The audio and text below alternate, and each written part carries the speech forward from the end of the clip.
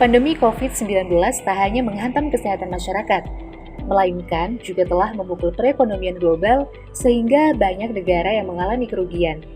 Tak hanya itu, himbauan serentak bagi masyarakat untuk tetap beraktivitas di rumah saja tak lantas membuat keadaan semakin membaik.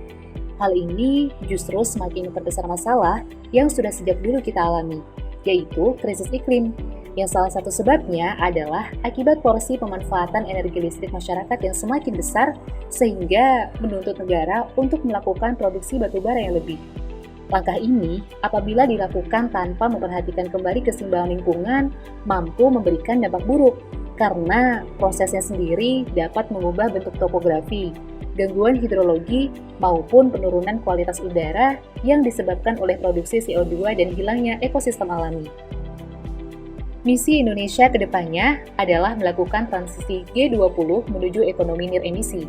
Pasca pandemi COVID-19, Indonesia dan negara lainnya serentak untuk mewujudkan ekonomi nir emisi atau bisa disebut dengan ekonomi hijau yang bisa memberikan kesejahteraan bagi seluruh lapisan masyarakat.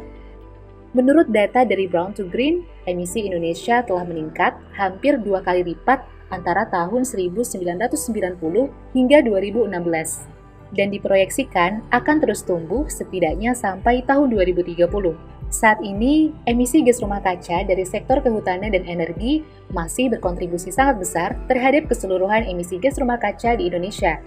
Lebih lanjut lagi, apabila dijabarkan menurut presentasi total emisi CO2 pada tahun 2018, transportasi berkontribusi sebanyak 28%, pertanian 1%, bangunan 5%, industri 31%, sektor energi lain 7%, listrik dan panas 28%.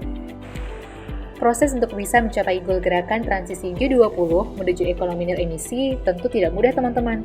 Masyarakat dan pemerintah harus saling bekerja sama untuk menempuh langkah-langkah yang lebih efektif.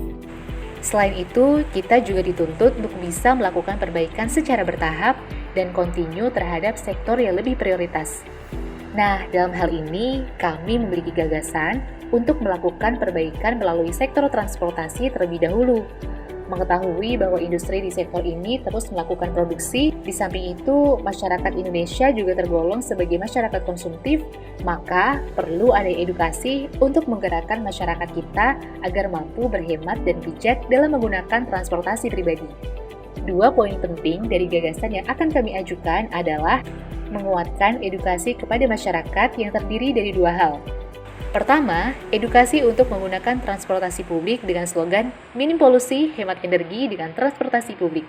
Nah, yang kedua, edukasi untuk menggunakan energi baik dengan slogan cintai lingkungan, optimalkan penggunaan energi terbarukan.